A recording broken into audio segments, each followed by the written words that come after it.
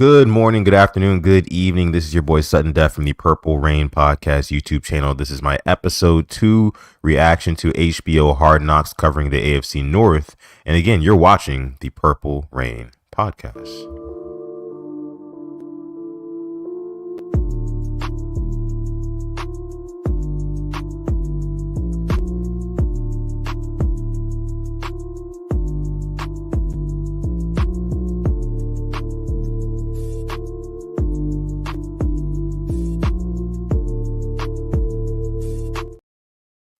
Okay, like I said, my name is Sutton Def from the Purple Rain Podcast YouTube channel. You can make sure to follow me on Twitter or Instagram at Sutton Def, just like you see right there down below.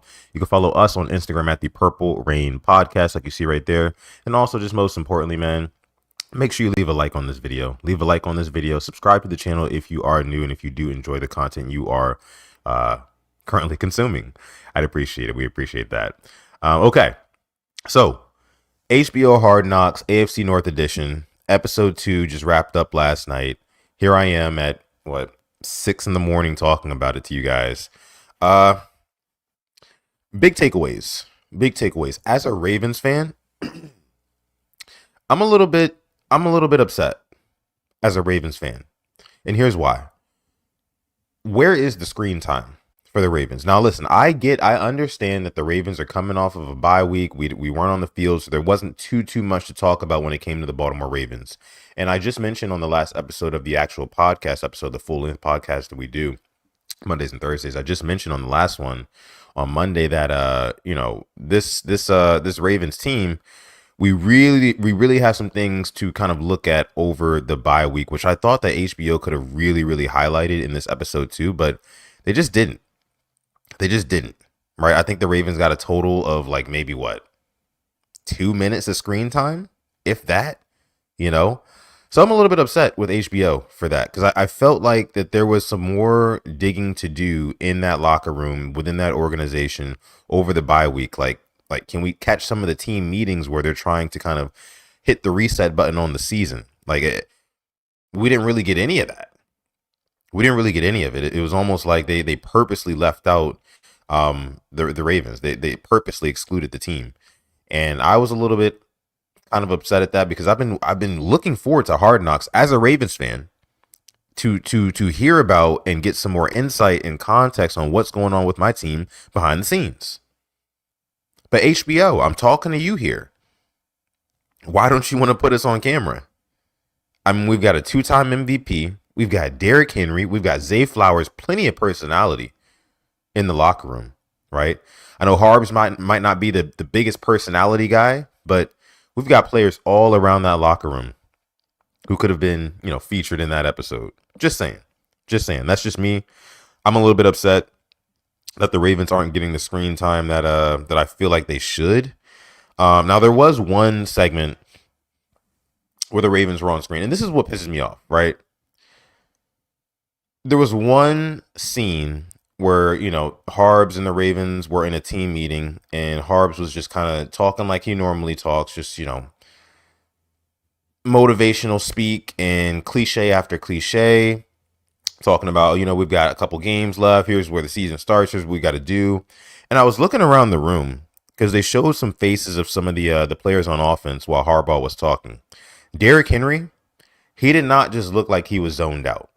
He looked like he just did not give a shit. Quite frankly, he looked like he didn't care. He looked like he just was so totally uninterested in what John Harbaugh had to say. And, he wasn't the only one. Zay Flowers was another one as well. Just kind of sitting there, blank stare, almost just like, I'm not listening to a word that this guy has to say. I'm just kind of waiting for the game on Sunday. I think I'm going to break out this new juke move I've been working on in practice. I've been working on in the gym, things like, you can tell guys' minds are elsewhere. The minds of our players are elsewhere when John Harbaugh is talking. You can see it. I'm sorry. You can go back and watch the HBO Hard Knocks episode yourself, but it's clear as day, man. And I don't see that with any other player in the AFC North. In these 2 episodes of HBO Hard Knocks that I've watched, I do not see that with any other player where when their coach is talking, they look totally uninterested. totally uninterested. And I just think that there's something to that. There's something there. You know what I mean? There's something there. There just is. I know Derrick Henry coming from, being coached by the likes of like Mike Vrabel, big, tough, strong culture guys, right? To going to a John Harbaugh where it's just like literally probably half the intensity, if that. Eventually at some point, messages are going to go in one ear and out the other. And that's really, really what it looks like John Harbaugh talking to this Ravens team right now. And that's concerning. That's concerning to me. I am live right now. Shout out to all y'all watching live in the chat. Make sure you sound off in the live chat room if you're not watching this live and you're part of the hashtag replay gang. Thank you so much for joining. Big shout out to the replay gang. Make sure you leave a comment down below in the comment section on what you thought about this HBO Hard Knocks episode 2 covering the AFC North. Again, the biggest thing for me, man, was that the little bit of screen time that the Ravens did get in this episode 2, it was very, very disheartening to see John Harbaugh up there talking and trying to, motivate his guys and tell them the direction that they need to go and be a leader, things like that. But it really seems like it's falling on deaf ears. Specifically when I looked at Derrick Henry and Zay Flowers. You guys can go back and look at it yourself. It's not just me. I'm not crazy. You can go back and look at it. They look totally uninterested. And that's concerning to me. Okay, so moving on to some of the other things in this episode, because like I said, the Ravens did not get very much screen time at all with them being on a bye week. Still kind of pisses me off because I felt like they could have gotten more. They could have gotten more. And I know the Ravens had last week off for the most part, but I mean, did the coaches have the week off too? Could you not get in the coach's room and kind of pick Harbaugh's brain a little bit, see where he's at mentally, when he's not talking to the team? Could we have maybe swung that, HBO? Maybe next time. Some other notes from this episode 2, HBO Hard Knocks, AFC North Edition. I have here Jameis Winston, man. He has his ups and downs, and I said this on the last episode. He has his ups and downs as a player on the field. You can tell even when he's out there. Their head coach O'Connell, he's kind of like up and down on Jameis. Like when Jameis makes a really, really good throw, a really, really good play, it's like, oh my goodness, like if this is this guy's ceiling, the upside is crazy, but then the very next possession, he'll go out there and throw a pick six. And it's just like, okay, so you got to take the crookeds with the straights when it comes to Jameis Winston. But off the field, man, I mean, the dude is just, you got to love him. You got to love him. He's entertaining as hell. He's funny as hell. He's quotable, super duper quotable. I mean, asking the Lord to deliver you from pick sixes is just an absolute crazy one-liner. Crazy one-liner, man. And you're only going to get that from the likes of a Jameis Winston in this league. So appreciate him while he's here. He's probably one of the most, if not the most entertaining backup quarterbacks in this league right now. Other things.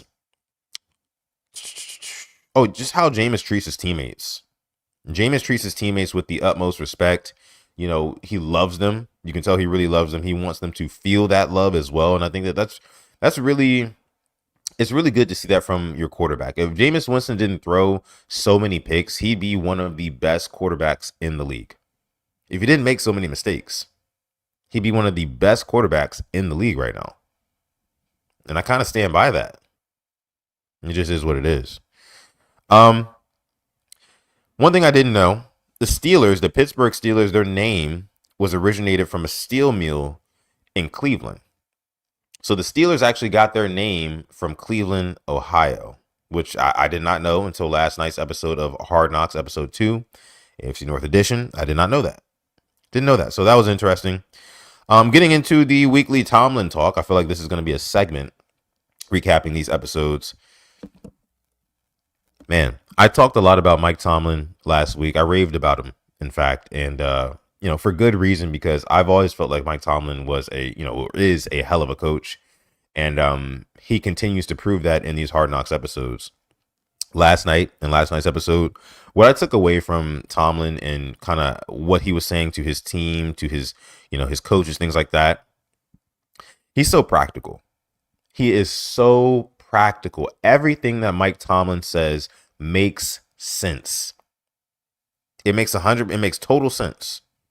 Nothing's left up for interpretation. Nothing's left up for, you gotta find the answer within yourself. It's nothing like that. Like what he tells you to do makes sense, even if you're not a football head, right? Even if you haven't grown up your whole life playing football, he breaks it down, makes it easy for you. A couple of quotes that I got from Mike Tomlin in this episode. One of the things he said to his team, he said he's not doing his job, or quote, "I'm not doing my job if I don't give you the answer to the damn test, if I don't prepare you," end quote. And this came after, he's coaching up his guys and telling them exactly what they need to do, exactly where they need to be on the field. I'm sorry, you just don't get that sort of like fiery passion and intensity out of a John Harbaugh. And I hate to keep bringing this back to John Harbaugh, but guess what? I'm a Ravens fan, baby. I'm a Ravens fan. So I got to talk about my coach. And as of late, this guy cannot hold a candle to Mike Tomlin. Because guess what? Mike Tomlin is doing more with less. Simple as that. But yeah, like I said, everything Mike Tomlin says is so practical. Like I said, he had the quote. He says he's not doing his job if he doesn't give them the answers to the damn tests. He also said you cannot worry about style points. You cannot worry about style points. Excuse me. And that was a big thing for me too. I mean, again, a lot of the things he says just make a whole lot of sense. And I just, you can't really quantify exactly how much effect that has on a team. But when you look at the players and how much buy-in they give to the Steelers organization by way of Mike Tomlin and his teachings and his coachings, I mean, the performance speaks for itself. The performance truly does speak for itself when it comes to Mike Tomlin and coaching that Steelers team. And I mean, I really want to do a video, maybe like a 15-minute video on just like the culture of NFL teams by way of their coaches, by way of their head coach. Because I feel like there's a lot of different head coaches around the league who bring a different style or culture to their organizations. Mike Tomlin, for example. I mean, he brings grit and a next man up mentality, right? And that works. Guys respond to that. He also loves on his guys, too. He loves on his guys. I bet you Mike Tomlin really feels like a father figure to a lot of guys in that locker room. I bet you he does. I bet you he does. Because, like I said, he loves on his guys. You remember, like I said, in episode 1, he invited everybody on the team to his house for Thanksgiving. At the same time, he'll kick your ass if you're not getting your job done. Right? But he'll kick your ass for good reason. He's not just going to kick your ass to kick your ass. He's going to tell you exactly why he's kicking your ass and what you need to do for him to stop kicking your ass. And then he'll tell you that you're built for this. You're made for this. Love you, buddy. Get back in the game. That's coaching. That's coaching. And like I said, I feel like a lot of players in that Steelers locker room probably look up to Mike Tomlin as a father figure. And that's so important.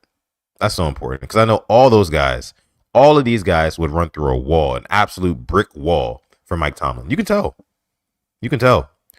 What's going on? Black Daniel says burnt toast and coffee time. Yes, it is. Yes, it is. Yes, it is. About 8 a.m. over on the East Coast, about 7 o'clock where I am right now.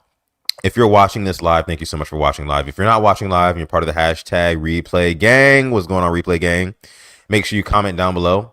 Like the video as well. That's how more people see the video. That's how more people see our channel. If you want to get me and Alex out there a little bit more, we'd appreciate that. We'd appreciate that. We love you guys. We really, really do. Okay. A couple other notes that I have from this one. Oh, so like I said, Ravens were on a bye, right? And so you got to see all the other teams in the AFC North and kind of and what they had to say, coaches specifically, right? I wrote this down last night as I was watching. Every other head coach in the AFC North seemed to have a more real factor than John Harbaugh does. And I'm going to keep coming back to John Harbaugh because, again, that's my coach. It's my coach. Still love Harbaugh to death. I do. But I got to criticize him where I see fit. Because this team has fallen short one too many times on one too many occasions because of lack of preparedness, not giving his players the answers to the damn test, right? We've seen it time and time again. But just like how genuine you are as a coach, every single, and here's where the Ravens mess up, right? The Ravens come out with a Ravens Wired episode pretty much every week, most times after they win. And they've been doing this for the past few seasons, right? More than a few seasons, but you get what I'm saying. Every time we see John Harbaugh talk to his team, right?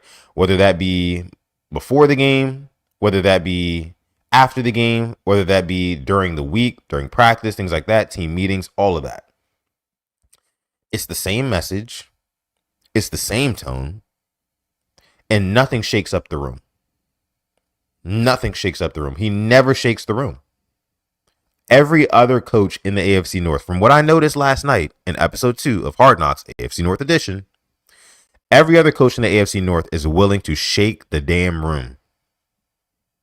And whether that be by, swearing, whether that be by, calling somebody out, whether that be by really just putting your foot down and telling those guys what it is and what it ain't. Not sugarcoating shit.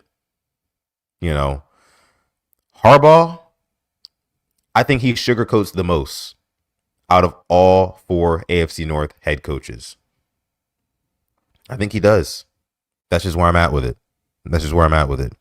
Again, if you haven't seen episode 2 of AFC North Hard Knocks, I do suggest you go and watch it. It is a great watch. Again, Ravens didn't get a whole lot of screen time. They haven't gotten a whole lot of screen time thus far. I expect more next week since we do have a game this week. But even with the lack thereof of Ravens content in there, I still think that there's some really, really good nuggets that you can pull out of it. So make sure you go watch it. Again, good morning, good afternoon, good evening to whoever's watching this right now. This is the Purple Rain Podcast, and I am your boy at Sutton Def. You can find me on Twitter or Instagram at Sutton Def, like you see down below.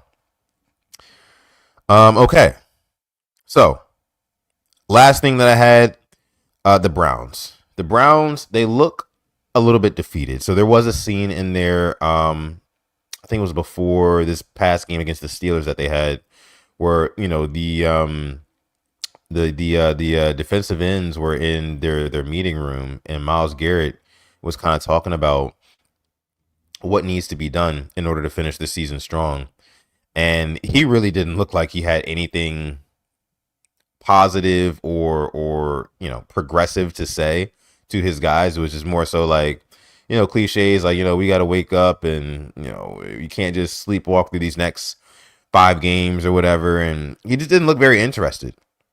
I mean, he knows the season's over and they're pretty much playing for a draft pick. They're playing for next season, so the Browns looked a little bit defeated. And all I can say about that is that we better take care of business in week 18 against the Browns, because that game right there could have some major playoff implications, and the Browns are going to want to spoil it for us. So what we need to do in that game, and I know I'm looking way, way far ahead, but I feel like when you're playing teams that really, for lack of better words, suck, you got to put your foot on their throat early, because even though they may suck, they are still a professional NFL team, right? And if you let them get any sort of glimmer of hope, in that game that, they can hang with you guys, they will hang with you, and they probably will beat you. What happened when we played the Giants a couple seasons ago, right? We let them hang in there with us early, and before they knew it, we looked up and we were in a dogfight in the fourth quarter. And they looked up and they realized they were in a dogfight that they thought that they were not going to be in. They thought they were going to get blown out. You know how much extra motivation it gives to an underdog team when they look up in the fourth quarter of the game and they got a shot to win. They've been taking your shots all game, and they've realized, like, hey, we've hung tough with these guys.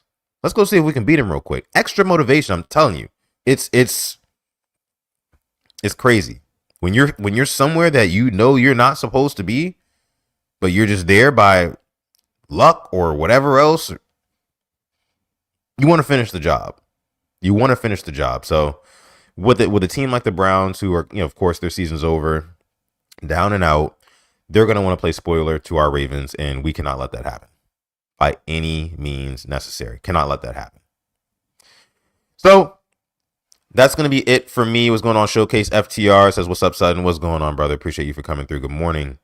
That's going to be it for me on this episode of the AFC Hard Knocks, AFC North Hard Knocks, episode 2 reaction. Again, my name is Sutton Def. You can find me on Twitter or Instagram at Sutton Def. These were just my initial takes, kind of reviewing that episode. Again, just to wrap it up, Ravens aren't getting much screen time. That kind of pisses me off. I feel like we can get some more behind the scenes, especially with the coaches.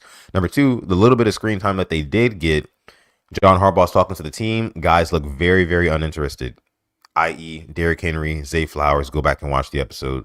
Mike Tomlin, again, continues to shine, continues to prove why he is the best coach, head and shoulders above anybody else in the AFC North. Browns look kind of down and out. The Bengals, of course, they're still trying to preach their way through the season. It's hard for them because their record is so bad, but they did pick up a W on Monday Night Football against the Cowboys, so shout out to them. We already swept them this season, so I'm not really worried about them. But yeah, those are just my wrapped up thoughts. Make sure you guys leave a comment down below on what your thoughts were on this AFC North Hard Knocks episode 2. Also, give me your thoughts on my thoughts. What did you think about what I thought? I would love to know. So leave it down below. And again, this is your boy Sutton Def from the Purple Rain Podcast YouTube channel signing off. I'm going to catch you guys in the next one. Peace.